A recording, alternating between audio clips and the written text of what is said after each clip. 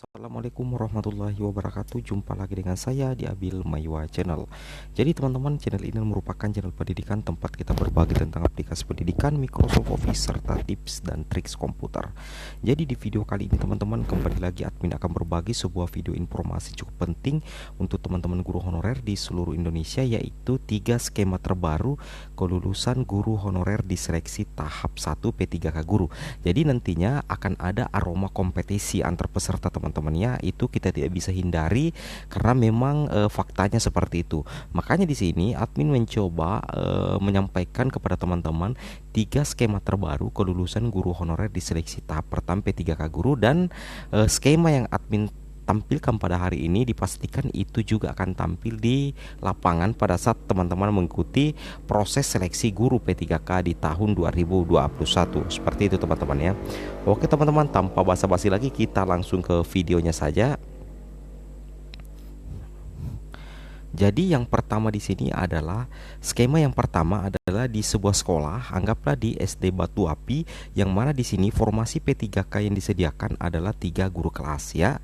3 guru kelas, kemudian yang kedua adalah guru honorernya ada 5 teman-teman ya.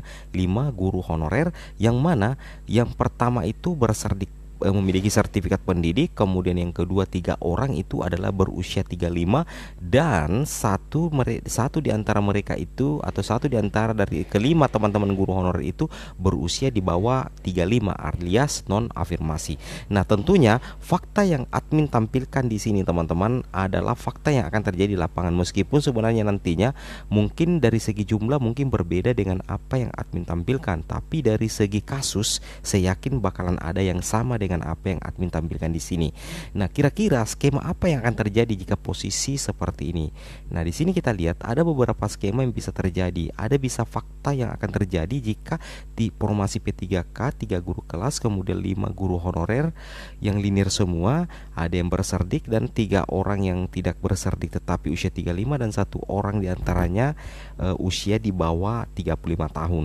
Nah, di sini kemungkinan besar ya, kalau kita hitung dari segi afirmasi, maka secara otomatis guru yang berserdik ini akan mengunci 1 jatah dari 3 guru kelas, sehingga menyisakan 2 formasi lagi. Nah, seperti itu ya. Nah, 2 formasi ini akan diperebutkan oleh 4 orang teman-teman ya. Yang pertama guru usia 35 dengan guru non afirmasi. Nah, keempat guru ini kemungkinan besar yang akan terjadi adalah 2 diantaranya lulus dan 2 diantaranya tidak lulus, atau keempatnya masuk passing grade, sehingga kemungkinan besar itu akan di ranking, atau keempatnya ini bisa jadi tidak ada yang lulus. Seperti itu teman-teman ya. Kemudian untuk guru honorer yang berserdik, admin juga tidak terlalu istimewakan. Artinya meskipun punya peluang emas untuk lolos, bisa jadi juga ya, bisa jadi juga guru yang berserdik ini jatuh di kompetensi manajerial dan sosiokultural, sehingga menyebabkan tidak lolos juga di passing grade. Namun kalau kita berbicara normalnya untuk hitung-hitungan di atas kertas, untuk formasi yang 3 guru kelas ini bisa jadi akan ada 3 guru honorer yang lolos, sedangkan 2 diantaranya terpaksa ikut di tahap 2 jika kita berhitung dari segi kuota. Tapi kalau kita berhitung secara keseluruhan, bisa jadi kelima guru honorer ini semuanya lolos passing grade, sehingga harus di ranking berdasarkan nilai kompetensi teknis. Seperti itu ya. Nah, jika dari segi kompetensi teknis yang dinilai, maka secara otomatis guru yang berserdik ini punya peluang besar. Jadi seperti itu teman-teman ya, skema yang terjadi. Bisa jadi 3 yang lolos, 2 yang tidak lolos, atau semuanya lulus, atau semuanya tidak lulus untuk 3 formasi guru kelas seperti ini. Oke. Kemudian yang mana yang paling berpeluang di sini? Tentunya kalau kita lihat dari segi peluang, maka sebenarnya semuanya berpeluang. Tetapi kita lihat dari segi afirmasi, secara otomatis yang paling berpeluang itu adalah guru berserdik. Kemudian dari guru usia 35 juga ada, dan yang terakhir itu adalah usia non afirmasi. Tapi untuk guru usia non afirmasi itu tidak perlu kecewa teman-teman ya. Ketika teman-teman bisa mencapai passing grade yang tinggi, baik itu kompetensi teknis, sosiokultural, dan wawancara, bisa jadi teman-teman bisa lolos juga di passing grade nantinya dan bisa menjadi guru ASN P3K di tahun 2021. Seperti itu teman-teman ya. Oke, kita coba lanjut di skema yang berikutnya ya. Jadi di sini akan terjadi tidak bisa dipungkiri teman-teman ya, untuk yang 3 guru kelasnya ini kemudian 5 guru honorernya, tidak bisa dipungkiri akan terjadi aroma persaingan teman-teman ya. Pasti ini fakta ya. Fakta 5 guru honorer ini akan berjuang mati-matian untuk mendapatkan satu di antara 3 jatah formasi yang disediakan di sekolah induk mereka, dan ini akan terjadi di tahap 1 seperti itu ya. Oke, kita lanjut ke skema yang kedua. Skema yang kedua adalah di sini teman-teman ya. Skema yang kedua adalah anggaplah di SD Merapi. Formasinya yang disediakan adalah 2 guru kelas ya. Tentunya banyak teman-teman guru honorer yang sama kasusnya dengan SD Merapi ya. Jadi teman-teman yang punya keadaan kondisi formasi P3K di sekolah induk yang sama dengan apa yang admin tampilkan sekarang, bisa juga komen di kolom komentar ya di sini. Silakan komen di kolom komentar. Kemudian guru honorernya itu 2 orang linear. Guru honorer serdik 1 orang dan guru honorer usia 35 1 orang. Ini pasti ada yang terjadi nantinya teman-teman. Ini sama dengan keadaan misalkan 1 guru honorer 1 formasi, atau 2 guru honorer 2 formasi, atau 3 atau 4 Sehingga apa yang terjadi jika kondisinya seperti ini teman-teman? Jika kondisinya seperti ini sangat menguntungkan kedua guru honorer yang ada di sekolah tersebut. Kenapa? Karena formasi yang disediakan itu adalah 2 guru kelas, sedangkan jumlah guru honorernya ada 2 orang. Jadi tidak akan ada persaingan teman-teman ya. Tidak akan ada persaingan karena masing-masing guru honorer itu akan mengunci 1 formasi 1 orang. Kebetulan hanya memiliki 2 guru dan 2 formasi. Jadi secara otomatis 1 formasi dikunci oleh guru honorer berserdik dan 1 formasi dikunci oleh guru, anggaplah guru usia 35. Jadi tidak ada persaingan antar peserta di sini, tetapi justru bersaing dengan diri mereka sendiri, alias kalau kasusnya seperti ini 1 1 2 2 3 3 4 4 dan seterusnya, itu terjadi perengkingan tunggal teman-teman ya. Dipastikan itu akan terjadi namanya perengkingan tunggal.